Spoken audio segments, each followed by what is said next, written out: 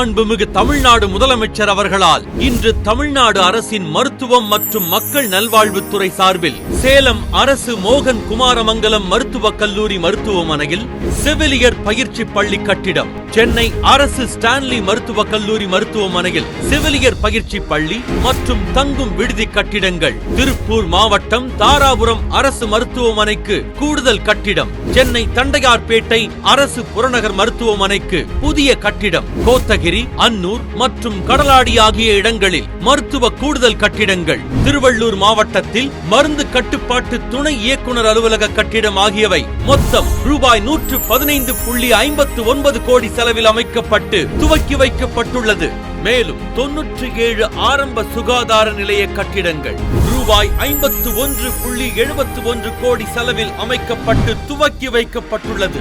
அதிநவீன மருத்துவ வசதிகளாக நீலகிரி மற்றும் கடலூர் அரசு மருத்துவக் கல்லூரி மருத்துவமனைகளுக்கு கேத் லேப் கருவிகள், தேனி அரசு மருத்துவக் கல்லூரி மருத்துவமனைக்கு 1.5 டெஸ்லா எம்ஆர்ஐ ஸ்கேன் கருவி, தர்மபுரி அரசு மருத்துவக் கல்லூரி மருத்துவமனையில் ரேடியேஷன் ஆன்காலஜி கட்டிடம் மற்றும் உபகரணங்கள் ஆகியவை மொத்தம் ரூபாய் 26.86 கோடி செலவில் நிறுவப்பட்டு துவக்கி வைக்கப்பட்டுள்ளது. இவ்வாறு மொத்தம் ரூபாய் 194.16 கோடி மதிப்பிலான மருத்துவ கட்டிடங்களையும் அதிநவீன மருத்துவ உபகரணங்களையும் துவக்கி வைத்த மாண்புமிகு தமிழ்நாடு முதலமைச்சர் அவர்களுக்கு நெஞ்சார்ந்த நன்றியினை தெரிவித்துக் கொள்கிறோம்.